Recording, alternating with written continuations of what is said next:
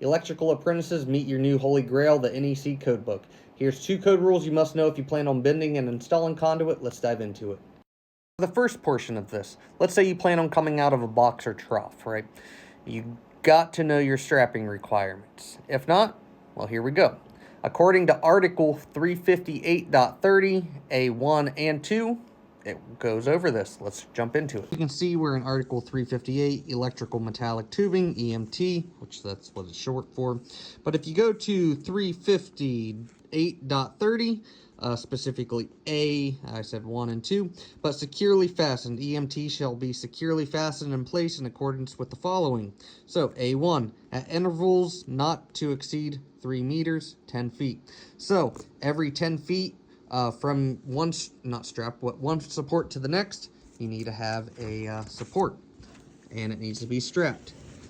And then 2, within, let's just go by feet, within 3 feet of each outlet box, junction box, device box, cabinet, conduit body, or other tubing termination.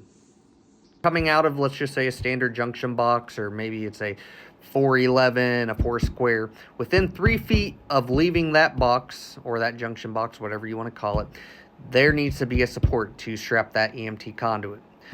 From that 3-foot section, say you put your first support at, let's just say, 20 or 30 inches, every 10 feet after, at max, there has to be a support. I personally like to do every 8 feet between my supports. That leaves a little, about 2 feet, give or take a little bit of play of my conduit overhang. That's just a personal preference of mine. Hopefully that makes sense. Now let's say you need to add bends into your conduit as there isn't a defined pathway for some reason. Before you run conduit, always try to find a defined pathway. Most of the time you'll be able to find a clear path to limit your bends. That's not always going to be the case, especially if there's multiple electrical contractors. It can become a free-for-all. It happens. However, you cannot exceed 360 degrees worth of bend without a pull point or a junction box being set, and that is clearly stated in Article 358.24b. Let's dive into it. So once again, we're in Article 358, sorry, and right there, so 358.24 bends, pretty clear how made, but the big thing right here, number and 1 run.